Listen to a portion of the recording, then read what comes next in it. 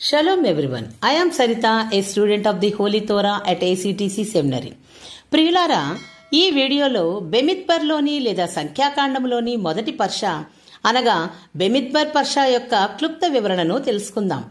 ఈ వివరణ మీ ఆత్మీయ జీవితమునకు ఉపయోగకరంగా ఉంటుందని ఆశిస్తున్నాము. బెమిద్బర్ అనగా అరణ్యంలో లేదా ఎడారిలో అని అర్థం.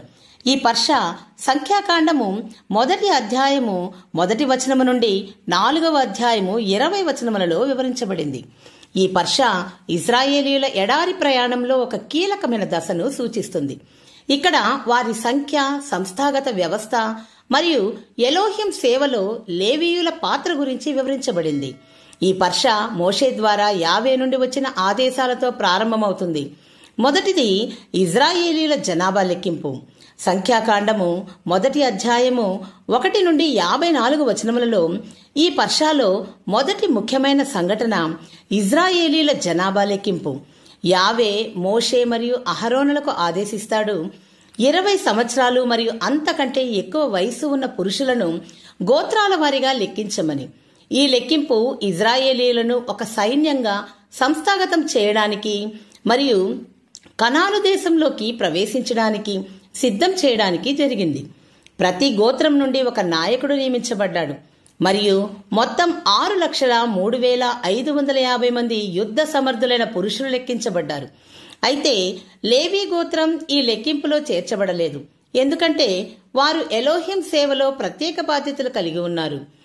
రెండవది గోత్రాల శిబిర వ్యవస్థ. సంఖ్యాకాండము 2వ అధ్యాయము 1 నుండి 34 వచనములు రెండవ ముఖ్యమైన అంశం గోత్రాల శిబిర వ్యవస్థ. యావే ఇజ్రాయేలీలకు ఆదేశిస్తాడు, వారి శిబిరాలను సమావేశ మందిరం అనగా టెబర్నికల్ చుట్టూ నిర్దిష్ట క్రమంలో ఏర్పాటు చేయమని. మందిరం కేంద్రంగా ఉండగా 12 గోత్రాలు 4 దిక్కులలో 3 గోత్రాల సమూహాలుగా విభజించబడ్డాయి.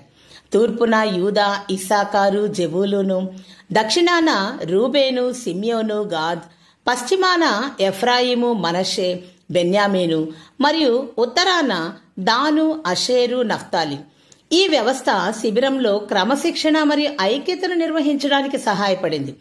లేవీయులు మందిరం చుట్టూ శిబిరం వేసి దానిని రక్షించే బాధ్యత వహించారు. మూడవది లేవీయుల విధులు. సంఖ్యాకాండము 3వ అధ్యాయము 1 వచనము నుండి 4వ అధ్యాయము 20 వచనములలో 3వ ముఖ్యమైన అంశం లేవీయుల లెక్కింపు మరియు వారి విధులు. లేవీ గోత్రం ఎలోహిం సేవలో ప్రత్యేకంగా సమర్పించబడింది.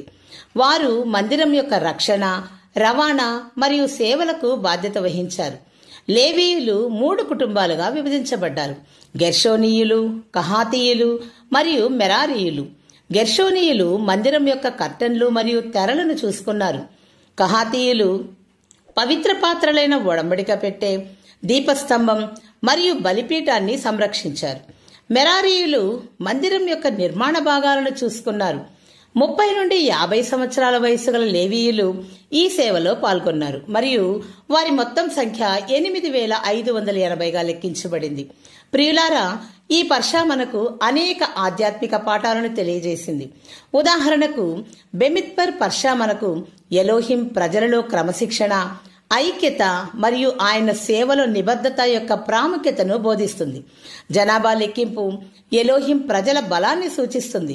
శిబిర వ్యవస్థ ఆయన సన్నిధిలో క్రమశిక్షణను నొక్కి చెప్తుంది మరియు లేవీయుల సేవ ఎలోహిం పవిత్ర కార్యంలో నియమిత బాధ్యతలను సూచిస్తుంది. ఈ పర్ష మన జీవితాలలో ఎలోహిం ఉద్దేశాన్ని అనుసరించడం మరియు ఆయనతో సహకరించడం యొక్క ప్రాముఖ్యతను గుర్తు చేస్తుంది. ప్రియులారా, ఈ బెమిద్బర్ పర్ష యొక్క క్లుప్త వివరణ మీ ఆత్మీయ జీవితమునకు ఉపయోగకరంగా ఉంటుందని భావిస్తున్నాం. కావున బెమిద్బర్లోని మిగిలిన పర్షాలను నెక్స్ట్ వీడియోలో తెలుసుకోవడానికి మా యూట్యూబ్ ఛానల్ని సబ్స్క్రైబ్ చేయండి. Shalom, లెహిత్రోత్. Thanks for watching. Do subscribe our channel. Please like, share, comment and don't forget to click the bell icon for notifications.